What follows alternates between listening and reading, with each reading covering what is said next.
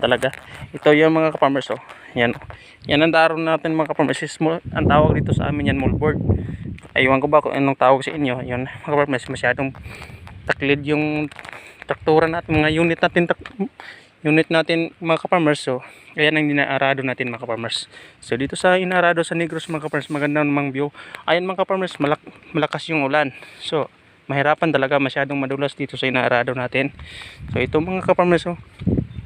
Yan, mabangklid talaga mga ka-farmers. So kapag itong unit natin mga ka-farmers is 5,000, mahirapan talaga. So ayan mga ka-farmers, ayan, oh. Ito yung kuan mga ka-farmers nung nakarang araw. Ito yung agi natin mga ka-farmers. So ayan mga ka-farmers, yun sa ibaba mga ka-farmers, masyadong maraming bato dyan. So ayan mga ka-farmers, so mahirapan talaga tayo dito. So ayan mga kuan natin sa moldboard natin dito mga ka-farmers. So hanggang dito lang mga ka-farmers. So mahirapan talaga. So ito mga ka-farmers, yan yung nakaraang araw yung agi ng mga ka-farmers. So yan, oh. Yan sa paligid natin mga ka-farmers, tingnan nyo. Yan.